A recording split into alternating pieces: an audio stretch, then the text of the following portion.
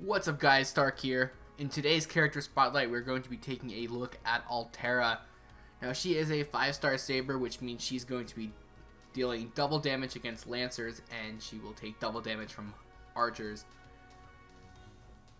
I'm going to throw up her pictures on the screen right here. Her artwork's okay. Her 4-star artwork is really cool. I really love the design of her like astral rainbow sword thing. It's pretty awesome. As for her stats, she's going to have 12,343 max attack, and she's going to have 13,907 max HP. It's pretty solid stats, honestly. She is an AoE dealer, so having 12,000 plus attack without any like bonuses or power-ups is actually really good. She's very strong, definitely early game. She's going to be very useful, and against any Lancer class, you're definitely going to want to put them in. So as for her skill set, she's going to start with the Tactics B skill, which increases Noble Phantasm damage for 1 turn.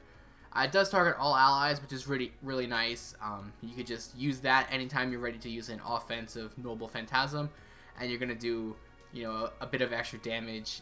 You can combo that with her own as well. Just use that skill before you use hers. Like I said, it is AoE, so if you use her tactics skill before you do that, you're going to do a lot more damage. Her second skill is Natural Body D, which is going to increase the attack, debuff resist, and then she's going to greatly restore her HP. Unfortunately though, it's only for her. If this was an AoE skill, this would be a tremendous skill, but unfortunately it is just for her. It is nice to get a little bit of an extra heal though. It's not too much, like at level 1 it's only 1,000 HP. But it can come in handy. If you do her interlude quest though, you can power up the Natural Body skill to Natural Body EX, and that buffs it pretty good. It's going to increase the attack debuff resistance still. It's also going to greatly restore your HP and increase your critical star gain rate for 1 turn. Again, it's still just for her. The HP gain isn't really that much better. It's at higher levels it gets like maximum of 3,000, and the increased critical star rate is always nice as well. Her final skill is called Crest of the Star, and that's going to increase her attack for 3 turns and gain critical stars. Again, unfortunately, this is only a self-target buff.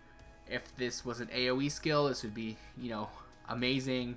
This is why she's not really that good of a character late game, because most of her skills just affect herself, and you kind of want skills that affect the entire team.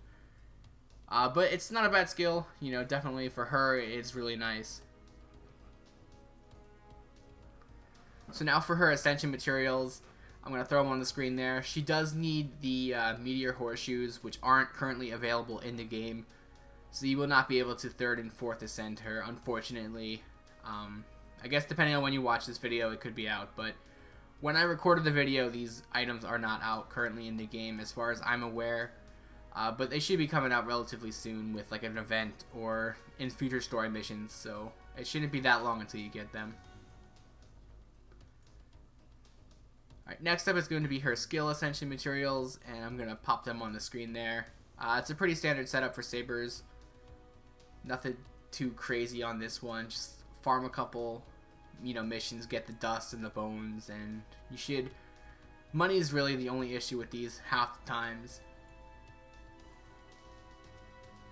So moving on here to her craft essence, it's going to be called Eternal Solitude, and it will increase the attack of all allies by 15% while on the field, which is my main complaint I had with her regular skills. So this one is an AoE skill. It will be all by 15%, and it's not just buster, it's all attack, so it's really nice. This is definitely going to be something you might want to consider using with her.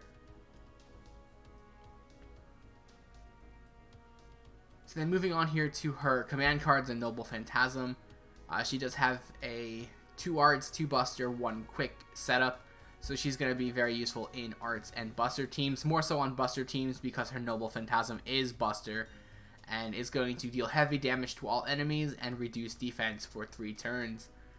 So like I said, any AoE Noble Phantasm is generally really good, and hers is no exception. It is very powerful, especially if you overcharge it. And, you know, having that reduced defense buff as well is really nice. So if you can combo her with, like, you know, Waver or something, you're going to be doing a ton of damage, especially against Lancers. So if you're going against a Lancer, throw her on your team, you're going to do some solid damage. So that about wraps up this character spotlight here for Altera. Overall, I think she's pretty solid at this point in the game. There are going to probably be a lot better sabers down the road, and I personally am not too keen on pulling for her. If I do get her, though, I will not complain at all. You know, any 5-star is definitely going to be more useful than 4 stars most of the time. There are a few exceptions, and I'll cover those in later videos. But I do hope you guys enjoyed this. I hope you found it helpful, and I will see you guys tomorrow with Saber's character spotlight, or Altera Pendragon, depending on what you want to call her. I call her Saber because that's what I know her as. But anyway, I'll see you guys tomorrow.